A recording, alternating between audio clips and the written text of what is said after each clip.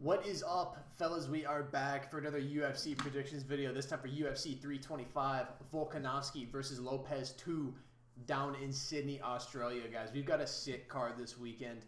I'm sick as hell, if you can't tell.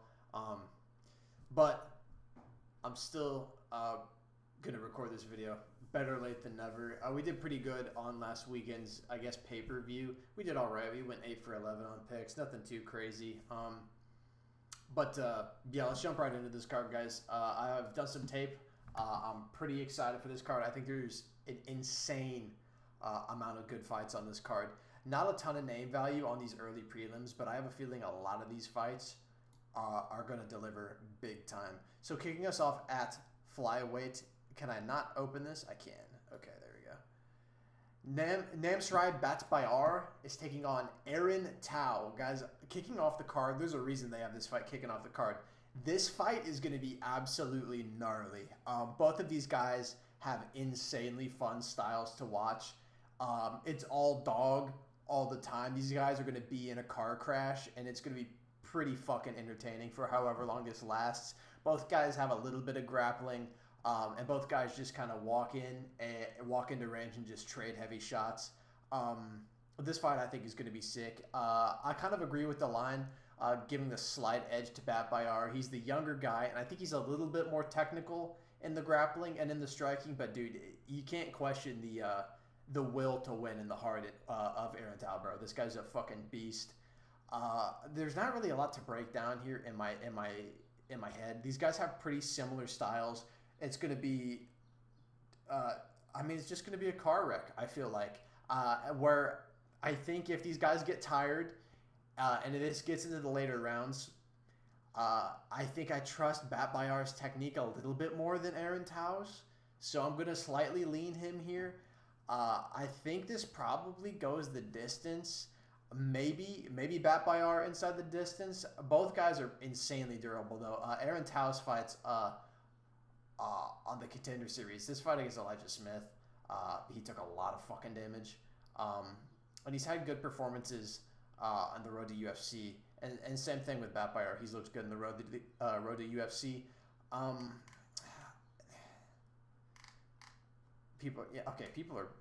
lot of people are picking Batbayar. I kind of agree. I think he can get it done. Honestly, I think he can get it done any which way. I honestly think either guy can. I'm really excited for this matchup. No kidding. But I'm going to leave Batbayar. I think he's a little bit more technical everywhere. But I think I like Aaron Tao's durability a little bit more. But I think this fight's just going to be a fucking war. We're just going to see who comes out on top. I'm leaning Batbayar in this matchup. Moving up to bantamweight. Another banger, I think. My dude, Sulang Rangbo, taking on Lawrence Louis. Another good matchup. Sulang Rangbo, if you don't know, nice striker. I like watching this dude strike, and I do think he beats Lawrence Louis here, who is a city kickboxing prospect. Lawrence is good, though. Watching his tape, I think he's a pretty technical guy. He's a big guy. I believe he has a good reach advantage. Yeah, he does. He's got a big old reach advantage, despite being the shorter guy. And I do think Sulang Rangbo is a guy who's very, very nasty on the feet. Nasty counters. He's very kind of like... I don't know how to describe the striking style because it doesn't really do it justice. He's like one of those kickboxers, almost wide stance some of the time. Really kind of like... I don't even know how to describe it. Great kickboxer, though. Really pretty striking to watch. I would tap in for this fight for sure. My only concern with Sulang Rangbo is he's one of these guys with that wide stance, kind of kickboxing stance, but his chin's up there a little bit too much for me, and that sketches me out a little bit. But so far, I haven't really seen anything that worries me too much. Lawrence Louis, on the other hand, I've seen this guy hurt a few times, and that is worrying to me because Sulang Rangbo is a guy who's probably going to hurt you. If you've been hurt before, this guy will probably find a way to hurt you. So I'm leaning Sulang Rangbo here to probably win this fight via TKO. I do worry a little bit. I think Lawrence Louis is a little bit more well-rounded. And I think maybe he could punish some defensive discrepancies in Sulang Rangbo's striking defense. But I think more often than not, he's probably just going to finish Lawrence Louis here. Probably by TKO. Nobody's picking him by TKO. I think he can TKO Lawrence Louis. Really. Might be money on that. Also, one thing to mention, Sulang Rainbow is fucking young, dude. God damn, he's young. I thought he was like 23. Shows how much I fucking know about what I'm talking about. Moving up to featherweight. Sebastian Salazar taking on Kiichiro Nakamura. Hey guys, go ahead and flip a coin. I don't fucking know. I'm going to say that a lot for this card. There's a lot of fights that I think are just true 50-50s here. Both of these guys coming off of some pretty nasty fucking KOs in the road to UFC, man. Not this one. This one. This one was nasty. He timed in a perfect step knee. He had his back to the cage. Nakamura timed in a beautiful step knee on a guy shooting a takedown on him. Beautiful. Oh my god, dude. I truly don't know. I think Salazar has way better boxing combinations. I think he's got nicer hands than Kiichiro. But Kiichiro has good timing. He's got weirdly good timing. He's alright over 3 rounds. Fuck, dude. This is just the definition of a 50-50. I think I'm going to go with Kiichiro. I'm just going... Am I going all Asian brothers? I'm going all Asian brothers. I'm going with Kiichiro Nakamura. This fight is a true 50-50. I do think Salazar can land good shots on the feet, and I think he honestly could be liable to knock out Nakamura. But, you know, this guy typically goes to a decision, right? So I think the danger factor leans a little bit more with Nakamura here. A lot of people are saying decision. Nobody's picking Nakamura. People seem to be pretty confident in Sebastian. I'm going to go with Kiichiro. I feel like this fight is a true 50-50. I haven't really done any tape for this fight outside of watching their road to UFC fights. I don't fucking know. Pick which guy you think is cuter. I don't fucking know, dude. Here's a fight I do know a little bit about. Moving up to lightweight. Dam Marfan taking on Sang-Uk Kim. 2 good grapplers, guys. 2 good grapplers. Dam Marfan, 8-2 record. Only 2 losses coming to Quillen Salkild, who's later on this card. Quillen Salkild has been looking good, man. He's impressed me. That head kick over Nasrat Hakparas stun-locked me when I saw that live. I could not fucking believe it. Both guys solid grapplers. Both guys solid submission game. I'm kind of torn on this one, man. Do I go with the Frogman? Do I go with the underdog, the Frogman?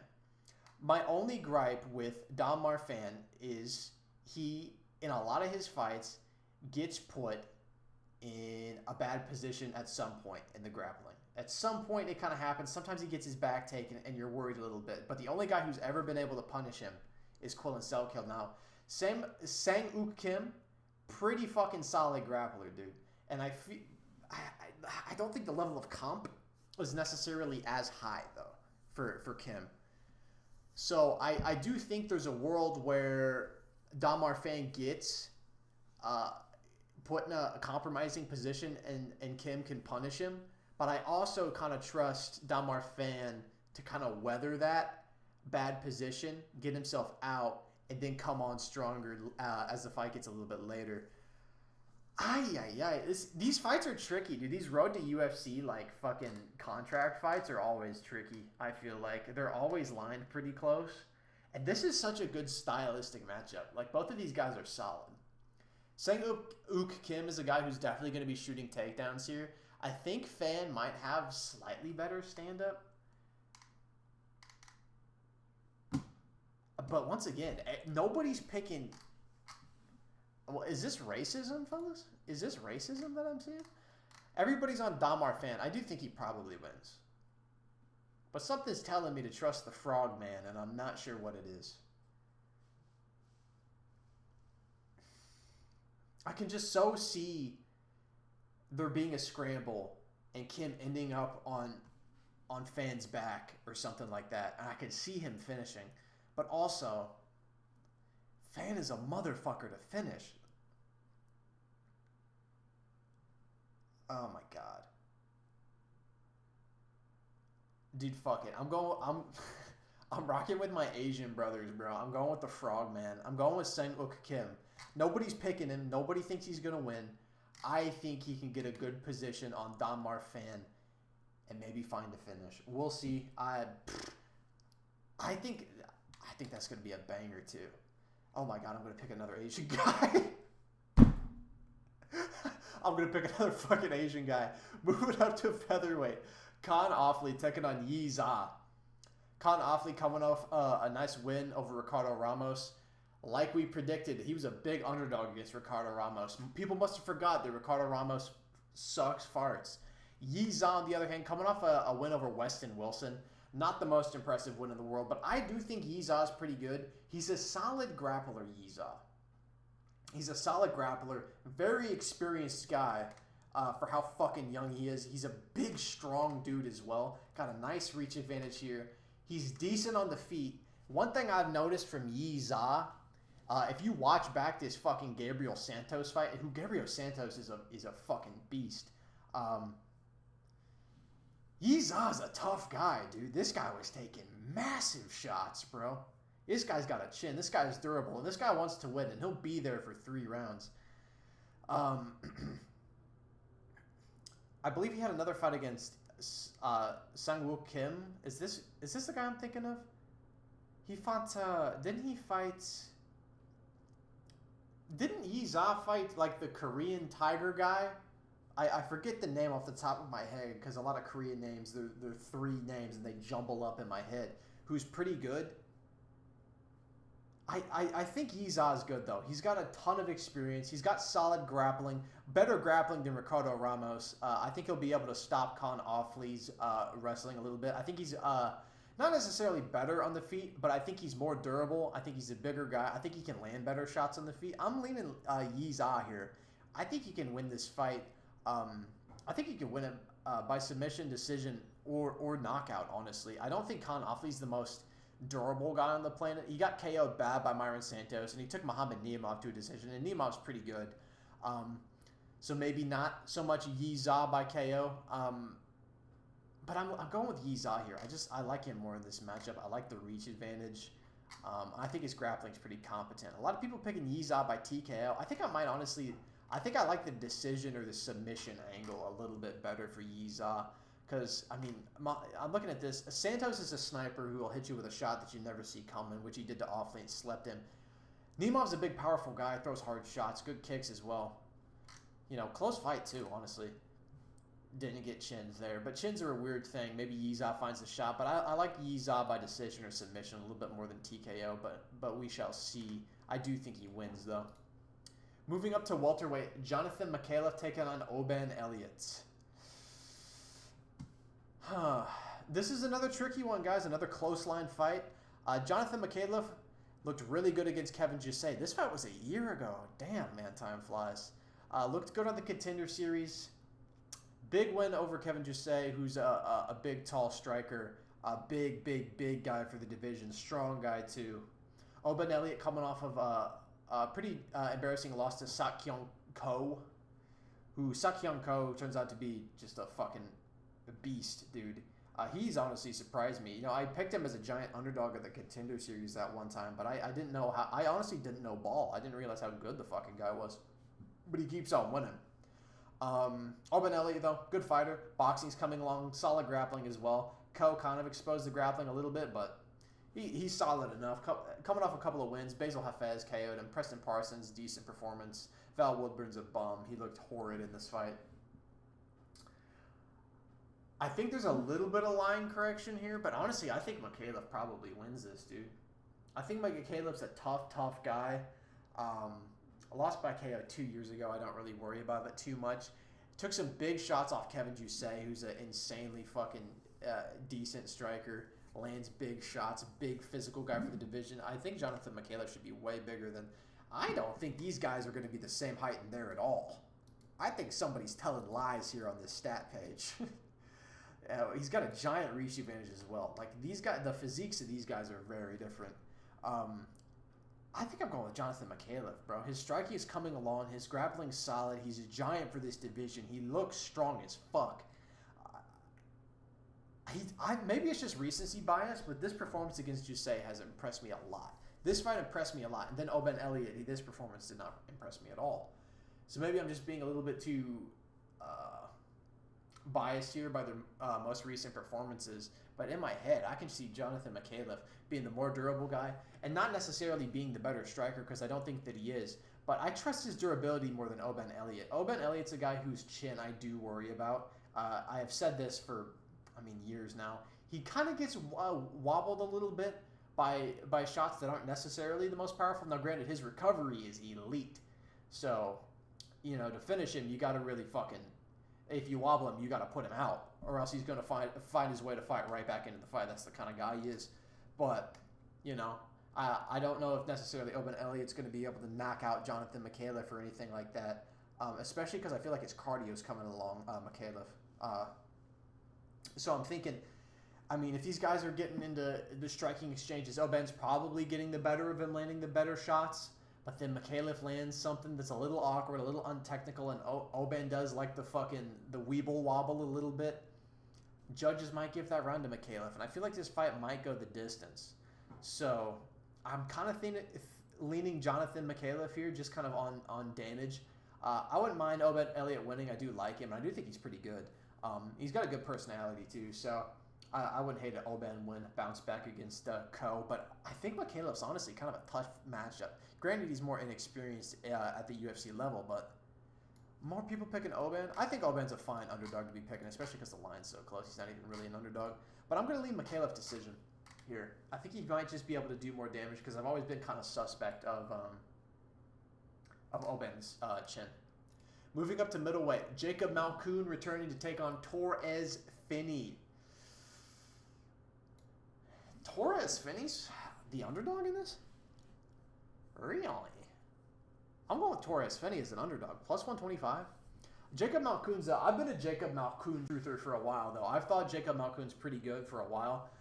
He got DQ'd against Cody Brundage, giving him fairy kisses to the back of his head, the most non-threatening strikes of all time.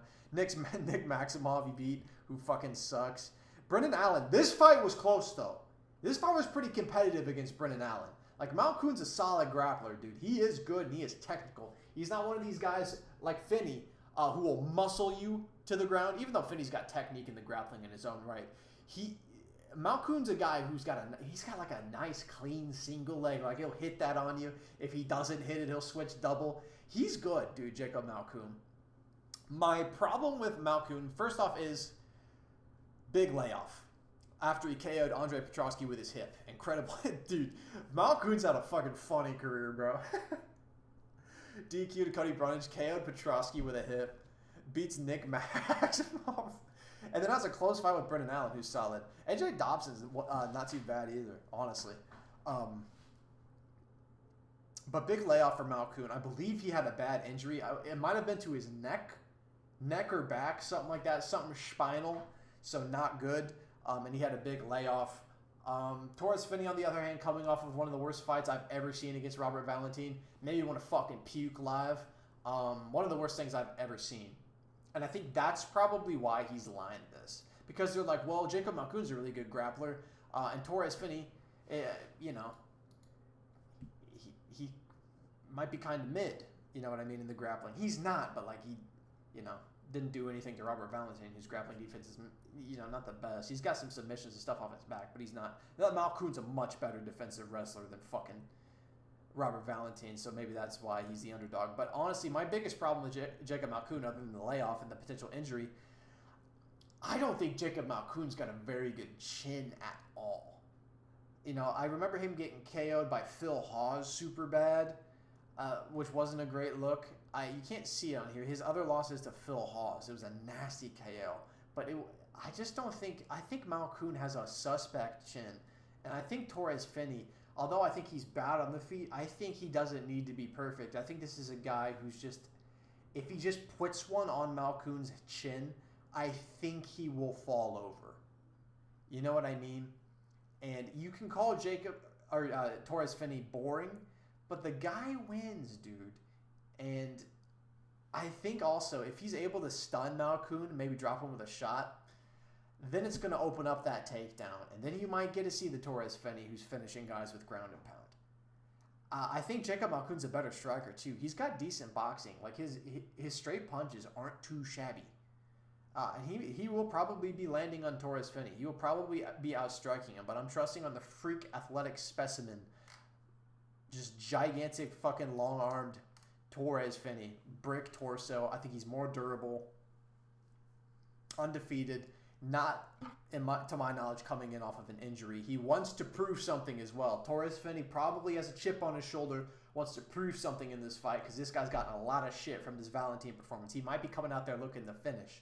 That might be to his detriment, or that might be to his benefit. But I think he's going to have all the confidence in the world, chip on his shoulder. I think he's got the durability. I don't think he needs to be technically perfect either because I don't trust Malkoun's durability. Now, if this comes down to a decision and it's technique for technique, Jacob Malkoun is going to win this fight. But I think the more damaging moments probably come from Finney, and I do think he can get a finish here. I'm going to go Torres Finney by TKO. Thoughts, chat? Everybody's picking Finney, but they're picking him by decision. Interesting. I mean, he can certainly win a decision off of damage. I think Malkoun's going to be a hard guy to hold down, though. Yeah, I'm going with Torres Finney by TKO. I don't know, as an underdog. I just have the feeling. Keeping it at middleweight, Cam Rouston taking on Cody Brundage, the guy with the funniest record in UFC. We got a no contest, a win, a draw, and a loss. My goat. I'm going with Cam Rouston. I just can't trust Cody Brundage. Actually, that's not even true. The one time I trusted Cody Brundage, he did give me that TKO win, just like we predicted, just like we drew it up against Julian Marquez, who's not very good. And then he's losing to Eric McConaughey in a split decision, man.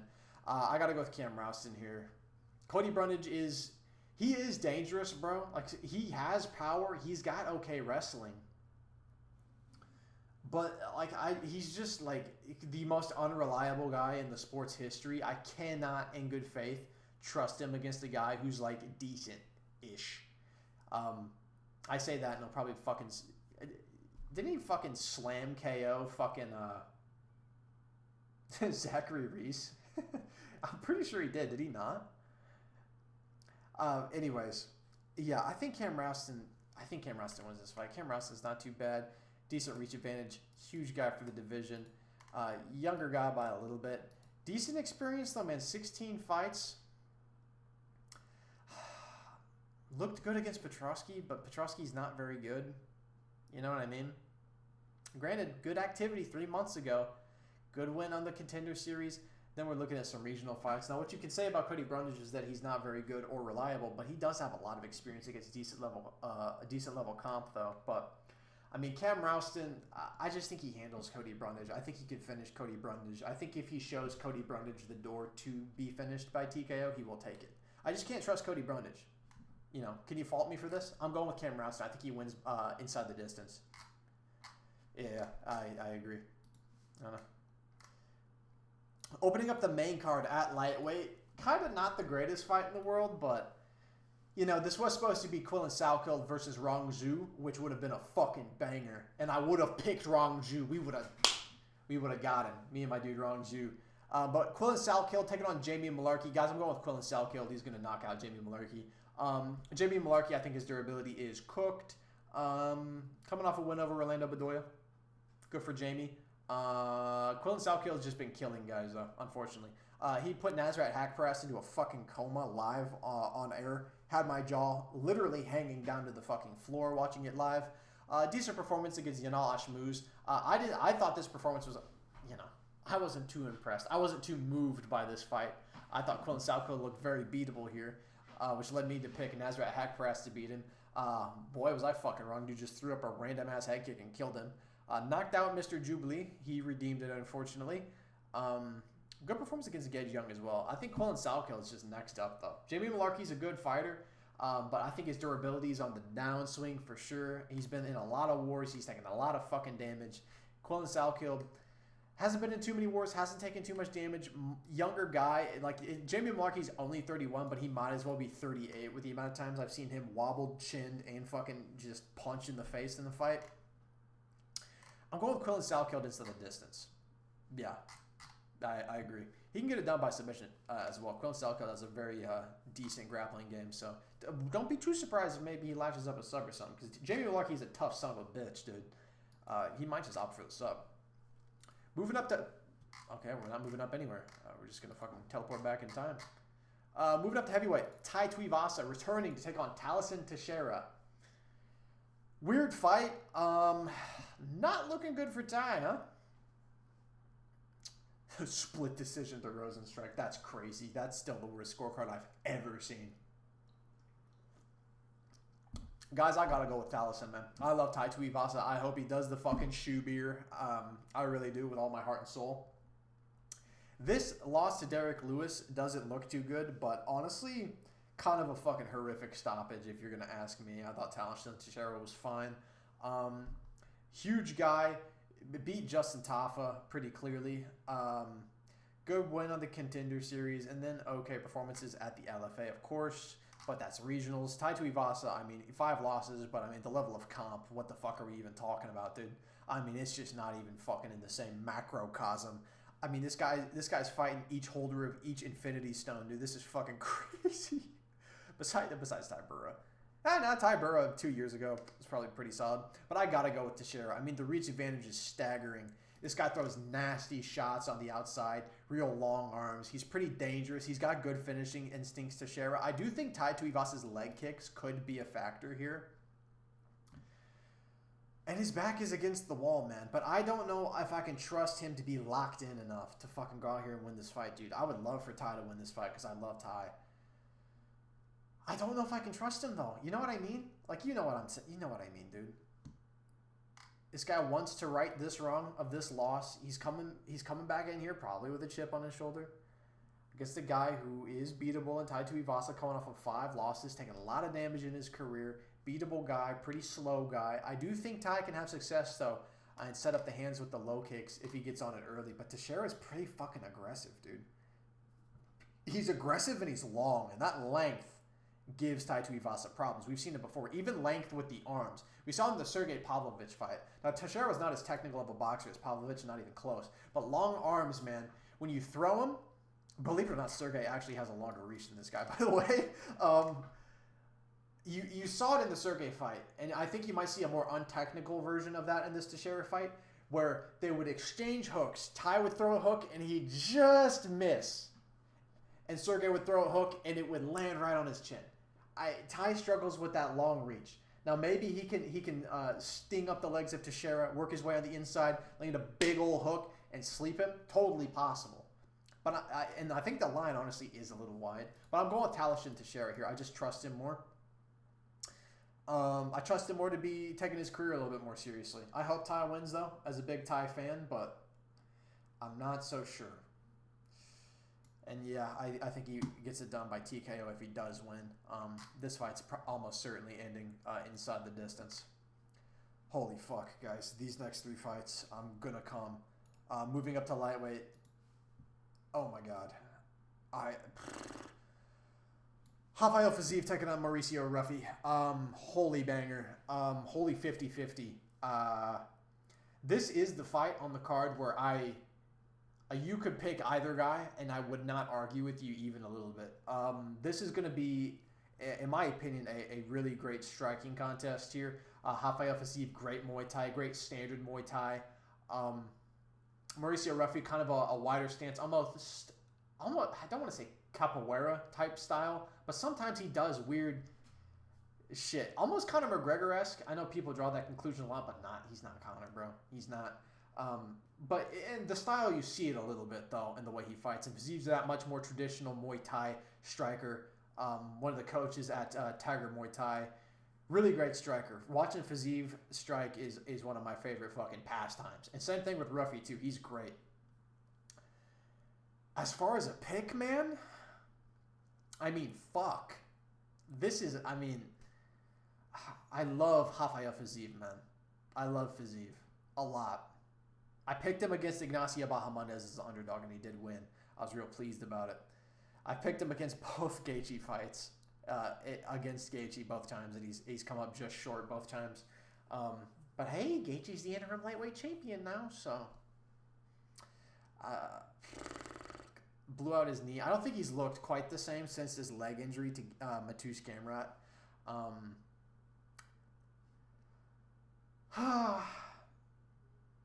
Dude, I don't fucking know, man. Like, this is one, like, I watched tape on him, but I still can't get a good read on how this is going to go because I think Fiziev can win because Mauricio Ruffy hands down a lot. And one thing I've noticed is he likes to do the thing where shot comes, we turn our head with it to kind of roll with the punch or the strike so it doesn't ever connect clean. I think Fiziev's the kind of guy who can set you up for doing that. You know, he likes to lean. He likes to keep his hands down. He's in the big glove. I'm watching him do like rounds with the big gloves on, and he has his hands up, and the big glove isn't even coming close to being near his chin. You know what I mean? So in an MMA glove, his hand's gonna be down here.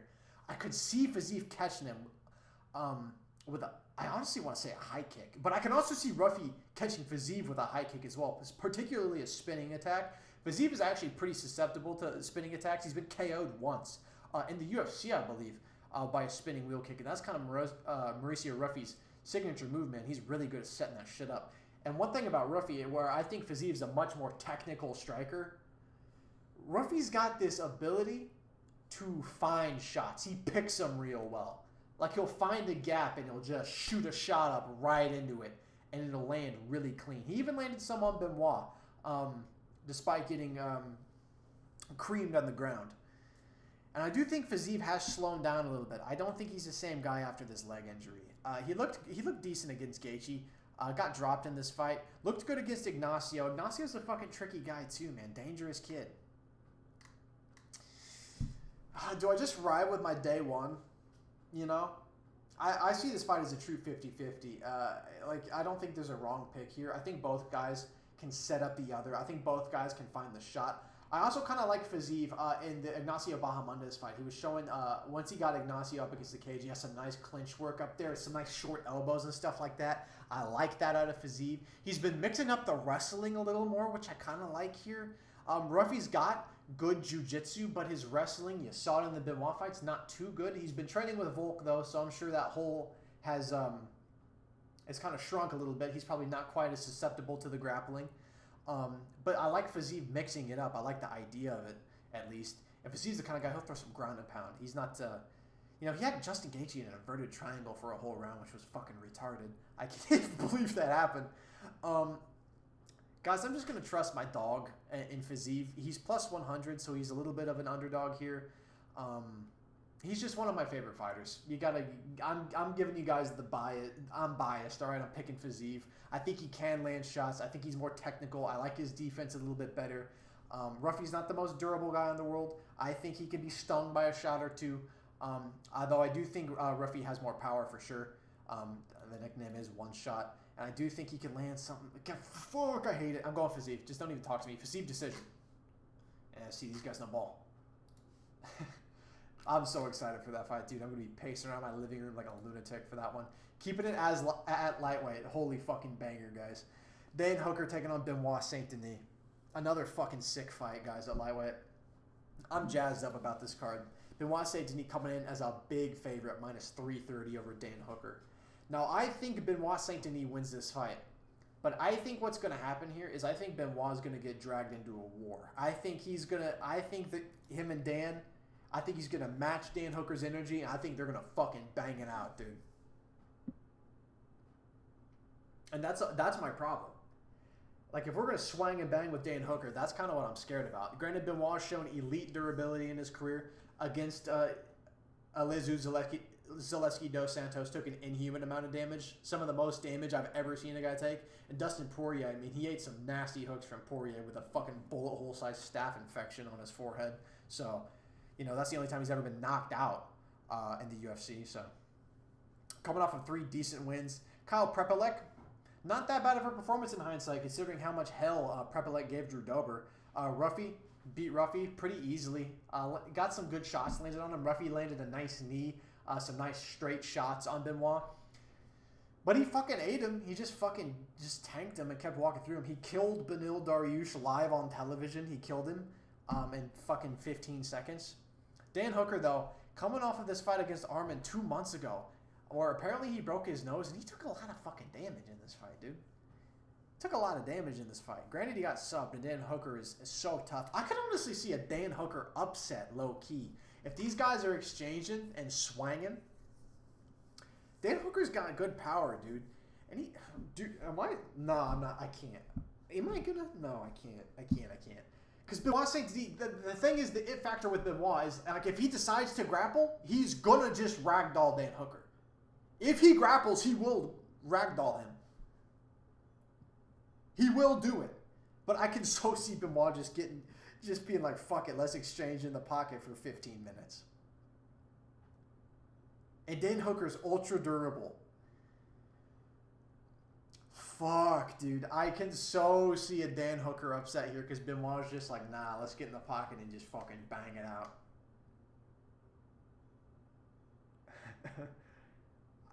Listen, okay, this is what I'm going to say. I'm going to pick Benoit Saint Denis because he's a better mixed martial artist, and if he uses all of his tools here, he could KO Dan Hooker on the feet. He could do. He's got decent power, but he's slowish, and his striking defense is bad. He relies on his chin a little bit too much. Granted, he's fighting Dan Hooker, who does the same, but he just has such a gap in the grappling. The wrestling and the jiu-jitsu is light years better than Dan Hooker.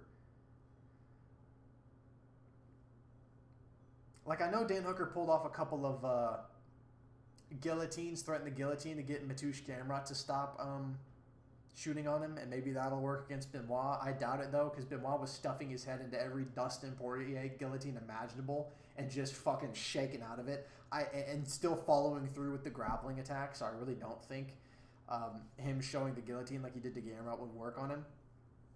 And Dan Hooker took a lot of damage 2 months ago. He's not getting any younger.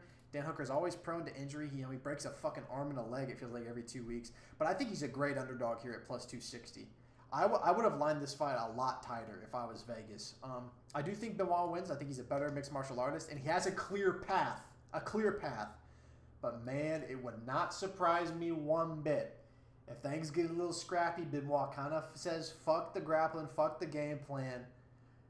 Let's go fucking let's both do a money spread. And might get chin. Could happen. But I'm going to go with Benoit. I think he wins this fight inside the distance. I think he can get it done by TKO. I think he can get it done by submission. Decision, I don't see happening in this fight, really. A lot of people picking Benoit's submission. I mean, it is the most logical outcome if you were using your head, just from a stylistic standpoint. Like, oh, yeah, just go take him down and submit him. He can't defend it. It's true. But Benoit's kind of a dog, and so is Dan Hooker. That energy might be reciprocated. I keep saying it. I should just pick Dan Hooker. I think Dan Hooker's a great underdog. I'm probably going to put a bet on Dan Hooker this weekend, but I don't give you betting advice. Remember that. And closing out the card, our featherweight main event, Alexander Volkanovski taking on Diego Lopes. Greatest featherweight of all time, in my opinion, probably. A rematch on a guy he fought in his last fight not over a year ago. Okay, about a year. Guys, I picked Diego Lopes the first time against Volkanovski, and I was happily proved wrong because I'm a big Volk enjoyer. I'm a big bald head Volk fan. He's one of my favorite fighters to watch. But I picked Diego Lopes because I thought Volkanovski, I think the durability's taken a step down. And although I think he's technically better fucking everywhere, he's out physicality. I think he's outpowered. He's outgunned. This is what I was saying in the first fight. I think Lopes can catch him. I think Volkanovski's just going to be winning until he's not. And I was almost right. Diego Lopes caught him with a big shot and almost finished Alexander Volkanovski. You saw it in that fight, the reason I picked Lopes. You saw it. You just saw a flash of it. But Volkanovski was able to recover and continued to fight. Pretty much a perfect fight. But in this matchup, Volkanovski's been out for 9 months. He hasn't fought anybody else since Diego Lopes. He's not getting any younger, dude, at featherweight. Diego Lopes has been a little bit more active, got a fight against Gene Silva. Finished him with a fucking spinning elbow. And you just saw Gene Silva fucking walking down Arnold Allen for 3 rounds in a great fight last weekend. I think I'm going to pick Diego Lopes again as a plus 125 underdog. I just really, really feel like it. He's gonna chin my sweet Prince Volkanovski. Once again, I hope I'm totally wrong. I hope I'm mistaken. I hope Volkanovski puts on a technical masterclass and knocks out Diego Lopes. But Diego Lopes, in my opinion, in his UFC career, has shown elite durability. He's shown really good power. And this guy's hungry for that belt. This guy wants to get better. This guy's always training. He's big, powerful, fast. He's shown he can go 5 rounds now. That's another thing with this Volkanovski fight that I was worried about the first time. I was worried about him going 5 rounds, but he went 5 rounds with one of the greatest fighters to ever grace the fucking sport. And he dropped it bad and he competed well. My thing is, Diego Lopes also, he got a round or 2 in this fight against Volkanovski. It's 49-46 probably, but you could argue 2 rounds to Diego Lopes, probably. If he's gotten better since then, because I don't trust Volk to get better at this age. And I don't think his durability is going to be better.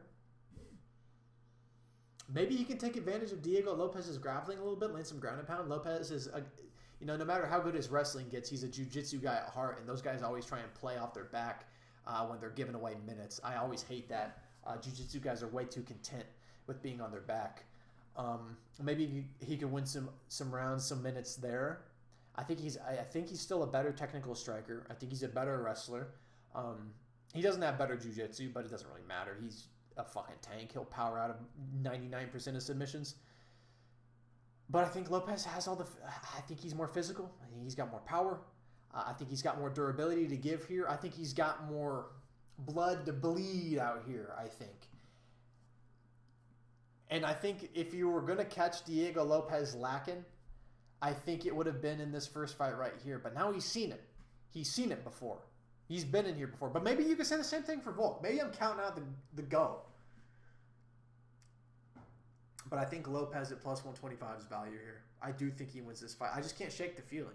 I had it the first time, and I was almost right. I would have looked like a smart guy then if I picked that. And I might look like a dumbass this weekend too. But I won't be fucking mad. I'll be fucking jumping for joy because I love my Pookie Volk.